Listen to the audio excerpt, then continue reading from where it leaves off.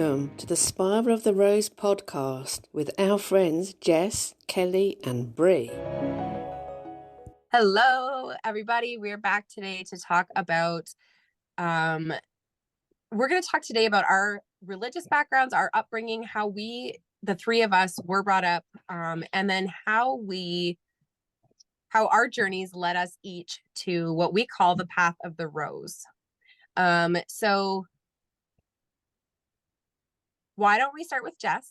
Jess, why don't you tell us a little bit about your upbringing and then how you arrived at this point? Yeah, absolutely. So I am a hodgepodge of every kind of everything. Let's see, where to even start. So I grew up in South Africa. I lived there for the first 12 years of my life. So growing up in South Africa, there is a lot of tribal influence, a lot of like the Zulu history. We have what are called sangomas, which are like the medicine women in the tribes, and that was just a natural part of existence, right? The ancestral healing, working with your ancestors, connecting with spirituality, just as like a footprint in my life. On the other side of that, I had my mom, who was very Christian, and it was God for her. But I was brought up, I believe it was called like non-denominational, where God loves you. This isn't like a mean, punishing God. Like God is your father. God, loves you in a nurturing energy, is there for you. Completely different. My experience, and to this day, it still is universe, God, source, all of it for me. Just in the way that it was brought with so much love. My mom was very big on teaching that, God does not punish his children. He's not like an angry God that's there to get revenge. The way you feel and love your children is the way that God feels and loves you. And then on the other end of that, we had my dad, who was all about science. It's all about, like the quantum mechanics. It's all about the mathematics. It's all about, everything just very structured, very like universal, the universal laws.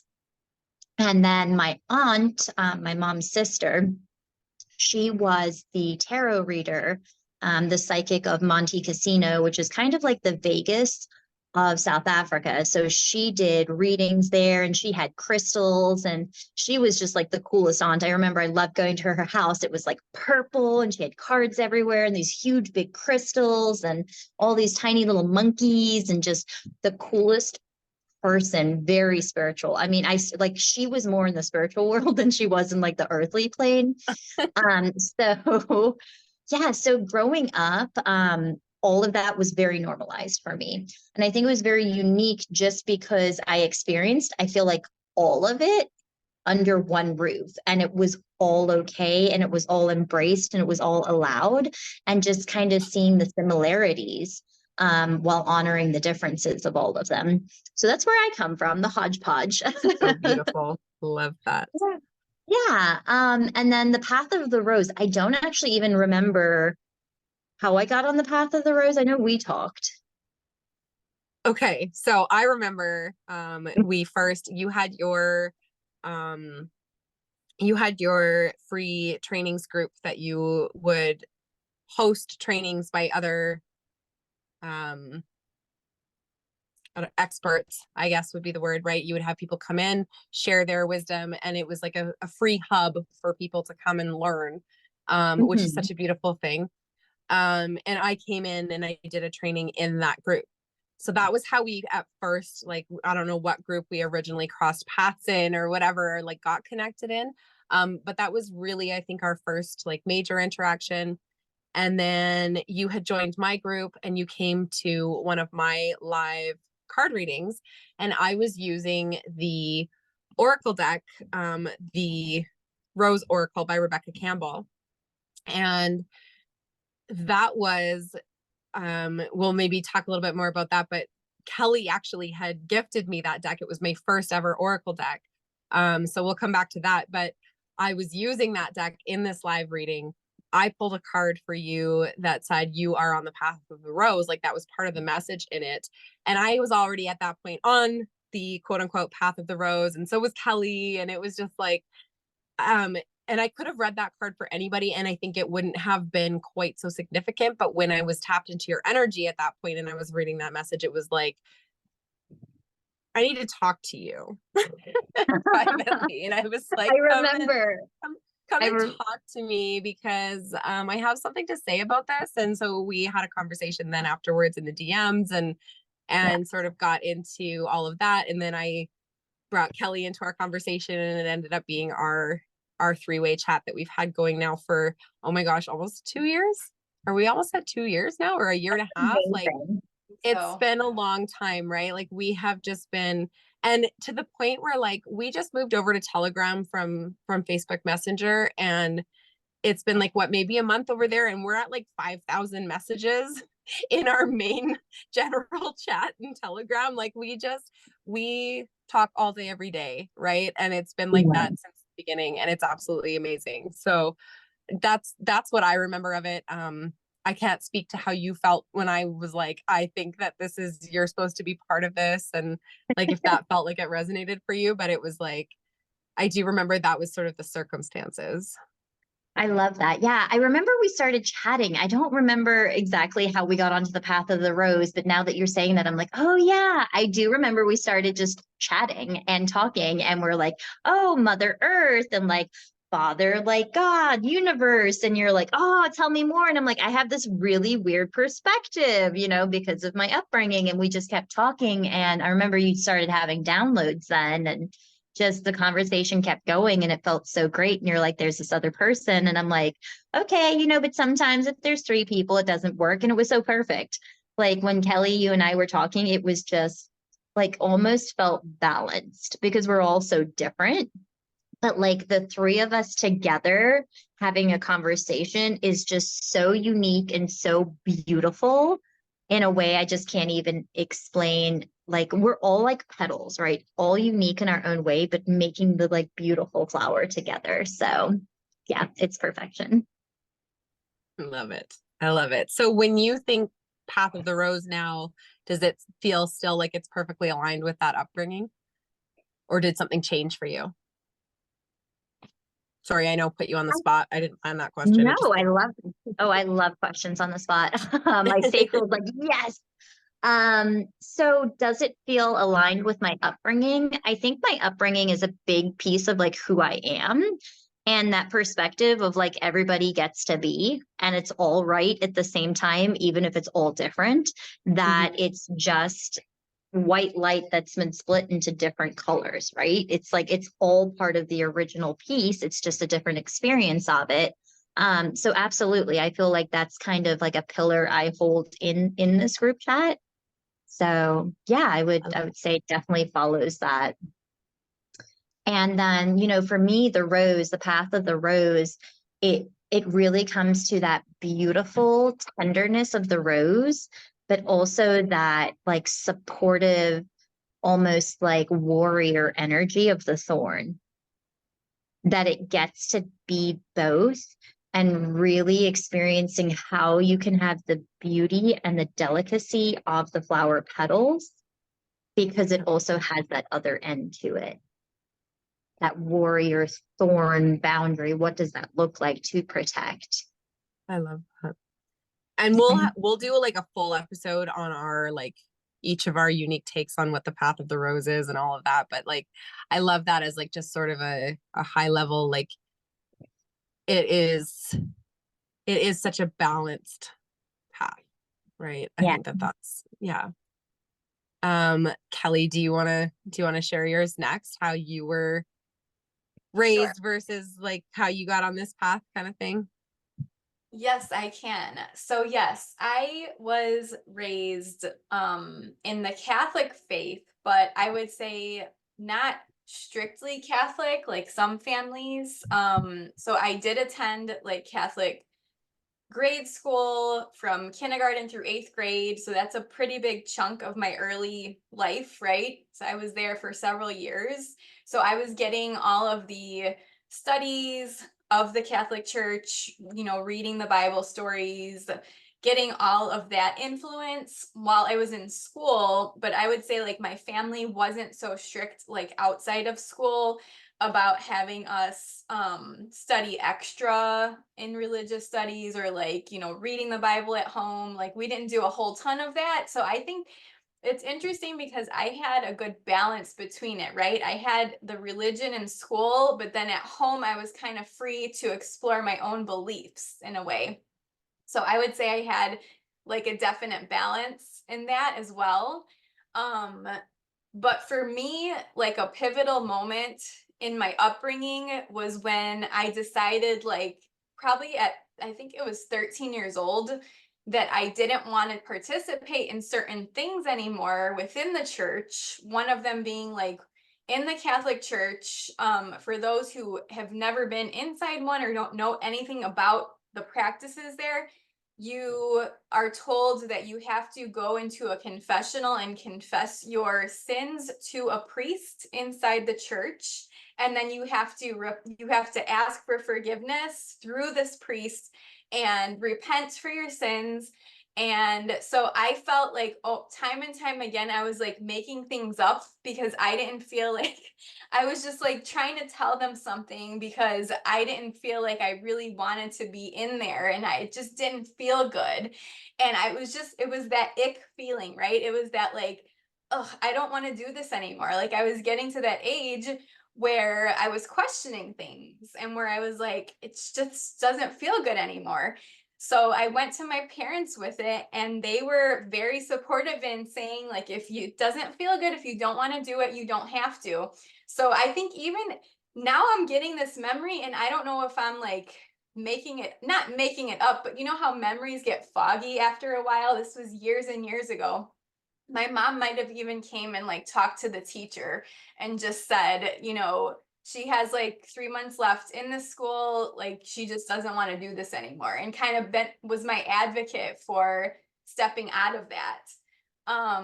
So that was my upbringing. Like I said, religious in school, pretty balanced at home, not super religious at home, and then transitioned after that to a public high school. So completely stepped out of the religion at that point, right? Like, had pretty much nothing to do with the Catholic Church anymore, except for, you know, like family events, baptisms, you know, people's parties that were celebrating Christianity or whatnot. Like, still attended those, but didn't personally like practice or attend church or like do any of those things. So how did I get here after all that, right? So after, you know, exiting that and just really during high school exploring, just being open to pretty much everything, really being obsessed kind of a little bit with like witchy stuff and witchy movies and like the craft, and like being very like interested and intrigued by different for me, what really felt good in high school was nature, like finding my spirituality in nature. And so back then, I didn't specifically say I had like a belief, a spiritual belief, but reflecting back on it, that's what it would have been. Like, I just felt like this big connection with nature, and that like God, universe, spirit was everywhere, which is what I am today. So I really feel like that came from that time period in my life after I exited the church and really started exploring like what feels good for me. And so now I'm kind of like I said, that is what I do now. I am a nature witch. I work very much with the energies of the earth, with Mother Gaia, with nature spirits, with all of those things, right?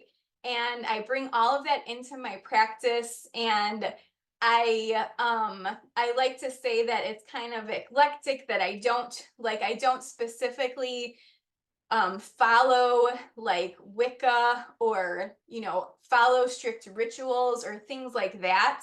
But I kind of just leave it very open and very much working with earth energies is the central focus, I would say.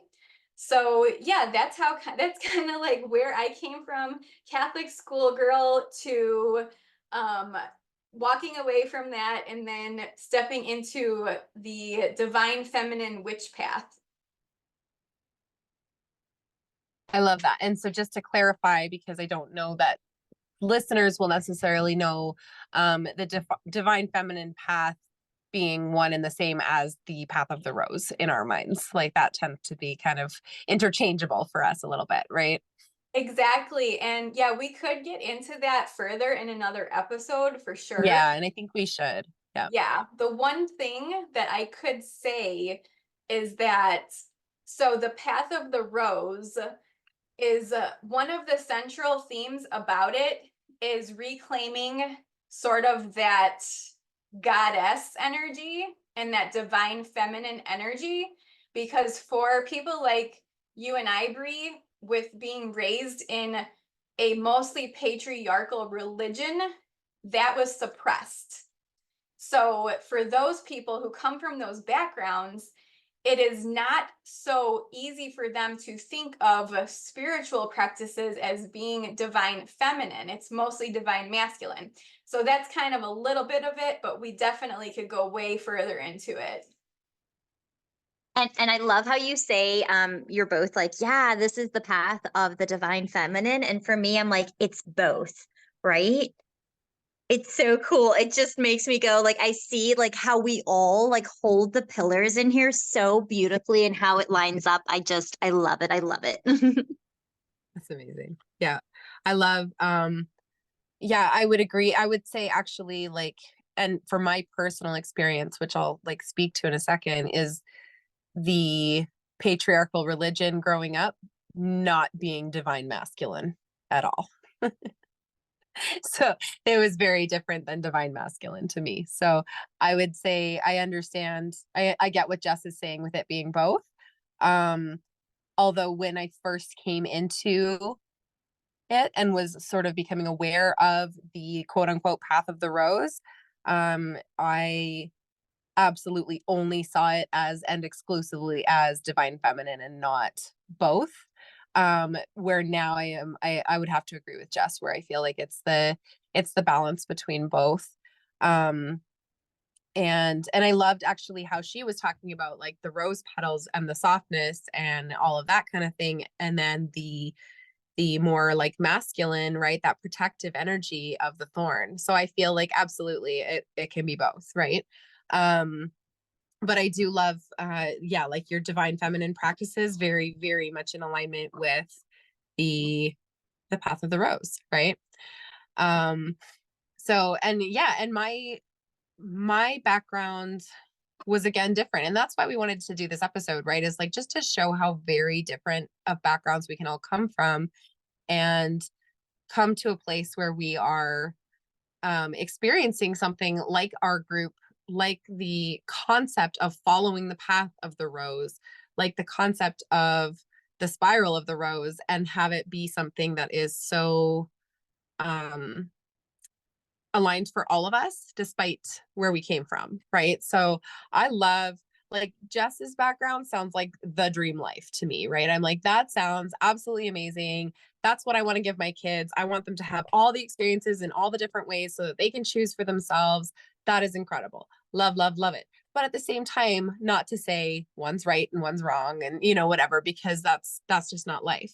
I also love with like Kelly, I love that your parents were supportive. I love that you had the, you know, the okay for you to step away when it stopped feeling good for you. And I think even I loved how you were saying like the witch piece where you're like, even now you don't subscribe to like super stickler methods. You're not like, it has to be one set strong, you know. And I love that. That's one of my favorite things about you is just the flexibility and the openness to all of it, right? So which very much coincides with how Jess's background was with being open to all of it. So for me, I was raised in the Mormon Church, which is actually technically called the Church of Jesus Christ of Latter-day Saints, for anyone who is unaware of that, or who maybe won't know what I'm talking about if I name it one or the other.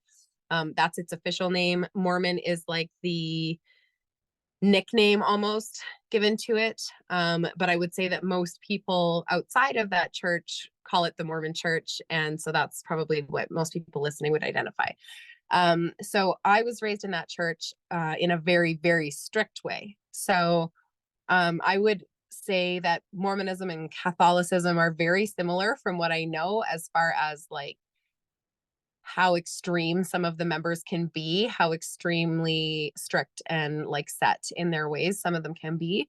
And I was raised in a very, very strict household. So things had to be exactly the one way. And this was the one true church. And we did Bible study at home. And we did, in my teens, I had to get up early in the morning before school and go to a Bible study class and like all kinds of stuff, right? So very, very strict.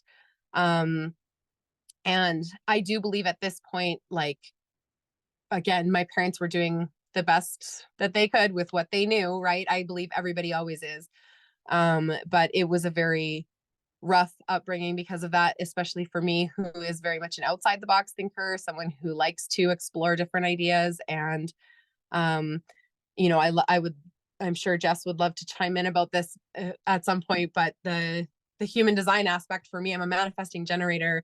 And I am, I can't remember even what the things are because I think that's how much I don't know human design, but my 1-3 profile basically means that I explore everything. Like I'm literally here to try everything. And so for me, growing up in this box of like, this is the one and only way it can be done was so stifling. It was so disempowering. Right. And it was, and I questioned a lot.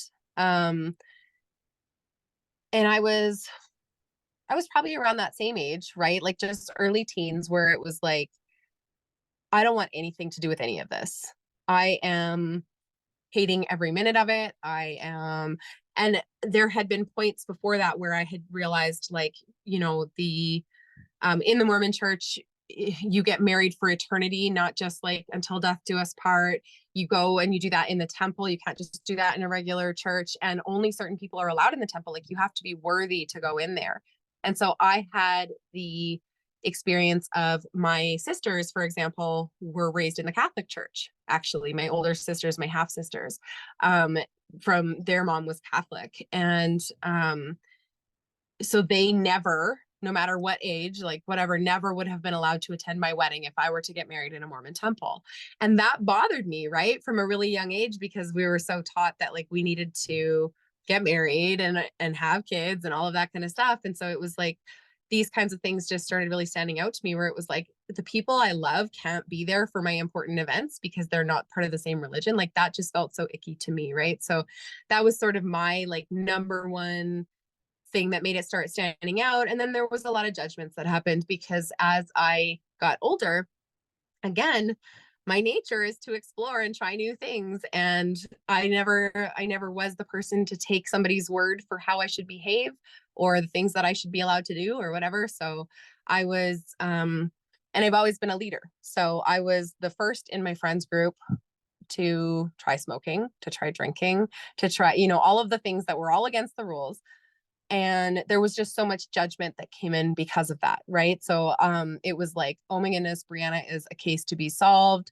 She is someone that we need to save. Right. We're like all of these kinds of things. And I was like, I am just fine the way I am. Thank you very much. Right. So it was just like, screw all of you. I don't need you to save me and whatever. So I broke away from that fairly young. I ended up moving out the first time when I was 15, and then I went on an exchange across the country, and my parents took my stuff back.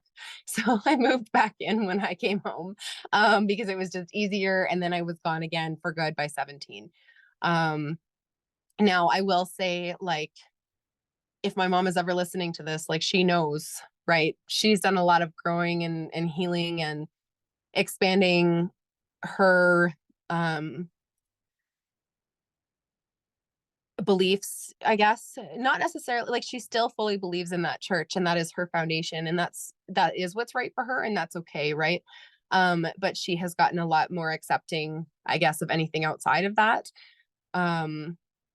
which has created now this beautiful relationship. She and I have done a lot of healing together and all of that, right?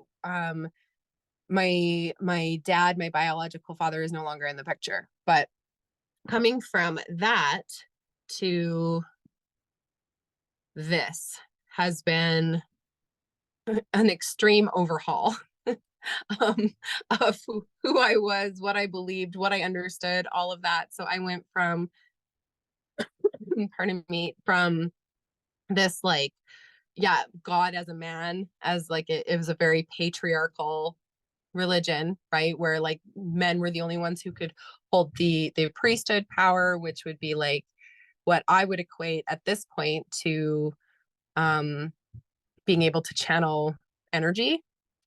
And that's really what it feels like for me, which absolutely women can do. But in that religion, right, it's like all male all the time kind of a thing. And this has been, like I mentioned with Kelly, like at first it was 100%, it was all to do with the divine feminine, because for me to come back to a connection with the divine at all, because when I left that church, I was like, I'm done. I'm not interested in any of it. And I basically closed off my connection to God, which would be the divine, like depending what you believe, right? So I had cut off that connection from the divine. And I had a really hard time opening it back up. And what actually worked for me to open it back up and reconnect with the divine was to connect with goddess instead of God, was to open up to the concept of if there was a male God, there needed to be a female goddess. And if that was the case, I could connect with her and feel safe in that. I did not feel safe in connecting with God at the beginning. So of my spiritual path. And then once I was open to that and I was open to the idea of goddess, then it was like I started being sort of more in these spaces where I was crossing paths with people like Kelly, who have like these very open mindsets about things. And I was in one of her, she did like a challenge and I won that, the Rose Oracle, and I started working with that deck for a while, and I really deeply connected with it. And I just felt that call to the path of the rose, to the learning and the growth and the inspiring others that I feel comes in with that path. So that was sort of how I got onto it. And then it was so random because Kelly and I were, just chatting privately and in the DMs about things on and off. Like we had become friends, and I mentioned something about it, or she mentioned something about it. One of us mentioned it first and the other one was like, oh my gosh, me too. Right. Like we're both on this path of the rose and feeling like that's our calling and that's what we're really pulled to. And so we had connected about that. And it was really close to the same time as when I did that reading for Jess and read that line that she was on the path of the rose. And I was like, let's chat. Let's just see if that's actually a thing for you. And yeah, and then from there, it just sort of was history. We all came together in this chat and it has been absolutely incredible. And we have facilitated such mind-blowing growth and openness and learning and all of that between the three of us, for us all to just expand and grow and explode our horizons into like, we can literally have it all, right? And it's just, and then that is where I feel like now it's starting to come into divine feminine and divine masculine both playing a role in that, because you can never just have all of one without the other, otherwise you're out of balance, right? So Yeah, yeah. I love that so much. And I just wanted to clarify, because maybe, I don't know, I feel like maybe I need to clarify a little bit why I lean more divine feminine because of the work that I do. Like, for example, like I have written in multi-author books about healing the mother line and like healing a lot of generational trauma. So like, yes, my work is very, very feminine focused. And so that's why, like, when I talk about it, like, it is very much connected to divine feminine, because a lot of what I came here to do is to heal all of that stuff. Yeah, absolutely. And I think that is, first of all, so beautiful. And I love the work that you do, and you know that I love it. And also, I think that it's a part of why you and I balance each other out so well, because I came from this very masculine energy, and not just because of religion. I have a tendency towards more masculine energy, more of the physical Yes. drive, the structure, the Yes. planning, like all of that kind of thing. And that is why we work so well together, because you bring in that flow and I bring in that structure, right? And I feel like Jess is just like, why can't we be friends? Why can't we? She's just like, we all Why love can't each we do other, it right? all? Let's just be all of it, right? Exactly. And it's like, it's just such a, that is the beautiful balance between the three of us, right? Is we all bring like these different sort of like, different energies to the equation. And I think like, yeah, for me, I was for a very good chunk of the amount of time that I've so far been on my spiritual path, where I could only feel into that divine feminine, and I really shut off that divine masculine. And I actually had that experience last summer, where I woke up out of like sleeping to my divine masculine aspect trying to come back in, and like calling my name, and me being like, calling my name, like I freaked right out. Like it was literally, I pushed it out so hard, right? So for me now, like bringing it back in and finding that balance has been so healing.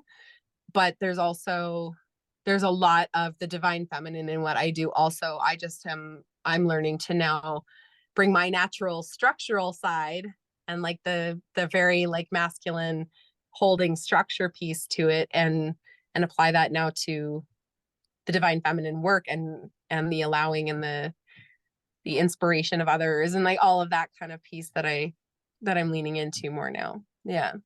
Yeah, I just want to add that it's really amazing to me. You guys both just like blow my mind constantly, because having grown up with this, it's very second nature to me. It just is, right? And how you transformed, like from where you came from, the amount of growth and faith and belief in yourself and belief in what you know and your intuition that it took to make the pivots that you both made. Still to this day, I'm like, how? Right? Like how do you go from, that one far side, especially like the Mormon religion? One of my best friends in high school, she was Mormon. So I did the 5 a.m. seminary, good friend Yeah. with her. Wow. Yeah, I'm surprised you did it she with her. bribed me. She bribed me with hot chocolate. I'm a line 4. I love people, right? So I'm all about my people. And yeah, just to come from that place that was so incredibly different, and very in the mentality of like, this is right and this is wrong. You do this, it is wrong.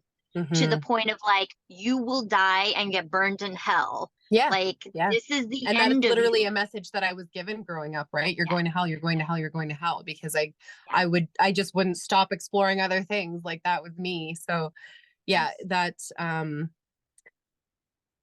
is, it is, right? It's a big shift. It's a big transfer from one kind of energy, one kind of perspective to another.